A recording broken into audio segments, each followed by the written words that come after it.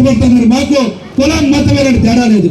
ఈ రోజున ముస్లింస్ అయితే కరెంట్ షాక్ పుట్టగా జగన్ దెబ్బకి దొక్కుటగా ముస్లింస్ వదిలేస్తారా? కరెంటు బిల్లు లేకుండా క్రిస్టియన్స్ వదిలేస్తారా? హిందువులను వదిలేస్తారా? జగన్ దృష్టిలో అందరూ ఒకటే.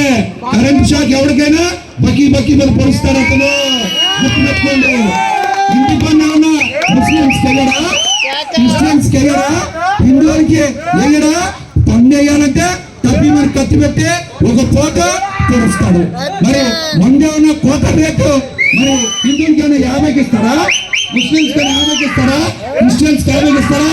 జగన్ దృష్టిలో ఎవరైనా ఒకటే రక్తం పీల్చేస్తాడంతే. అతను ఏంటి రక్తం పీల్చేస్తాడు. అతని కులం మతం లేదు. డ్రామా ఆడతాడు కులం మతం పెట్టి. మీరు కావాలంటే చూసుకోండి. ముస్లింస్ కన్నా కరెంటు బిల్లు ఏమైనా తక్కువ వస్తుందా? చెప్పాలి మీరు. కరెంటు బిల్లు తక్కువ వస్తుందా? చెప్పాలి మీరందరూ.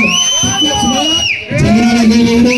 ఎవరికైనా ఒకటే తోటు పక్కన పడుస్తారు. ఒకటే తెలియదు మనకు ఆ తోటు. అది అరిస్తది. తడిగుడ్డ లేకుండా గొంతు కోసేస్తాడు మనల్ని. అది మీరందరూ గుర్తు పెట్టుకోవాలా. అతని కులం మతం ఏం తేడా లేదు. ఎవరికైనా పన్నులు ఒకలాగే వేస్తారు. కాబట్టి మనల్ని రెచ్చగొడతారు. ఆ కులం, ఈ కులం, ఈ మతం, ఆ మతం అని రెచ్చగొడతారు. అవన్నీ మీరు పట్టించుకోవద్దు. ఈసారి మనం బాగుండాలంటే, ఈసారి మనం మంచిగా బతకాలంటే, ఇబ్బందులు పోవాలంటే మీరు పవన్ కళ్యాణ్ గారికి, చంద్రబాబు గారికి గ్లాస్ కి సైకిల్ కి అందులో నిలవాలని కూడా మీ అందరికి విజ్ఞప్తి చేస్తా ఉన్నాం. మీరు గుర్తుపెట్టుకోండి. చాలా మంది వచ్చి రెచ్చగొడతారు. బాబు నువ్వు ఆ కులం, నువ్వు ఈ మతం, ఆడికోట అయిద్దు ఈడికోట అయిద్దు అని చెప్తారు. అప్పుడు మీరు అందరూ ఒకటే మాట్లాడగల అన్నా మేము ముస్లింస్ కదా కరెంటు బిల్లు మాకేమైనా పెంచకుండా తక్కువకి ఇస్తారా అని అడగండి. అడగండి.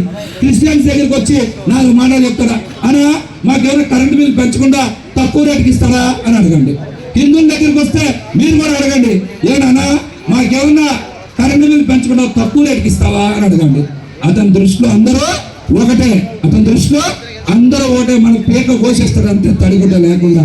కాబట్టి కులం మతం ఏం పట్టించుకోవద్దు. ఈసారి రాష్ట్రం బాగుండాలి, ప్రజలు బాగుండాలి, మహిళలు బాగుండాలి, మనం బాగుండాలి, అందరూ బాగుండాలి అంటే వైసీపీ పోవాలి.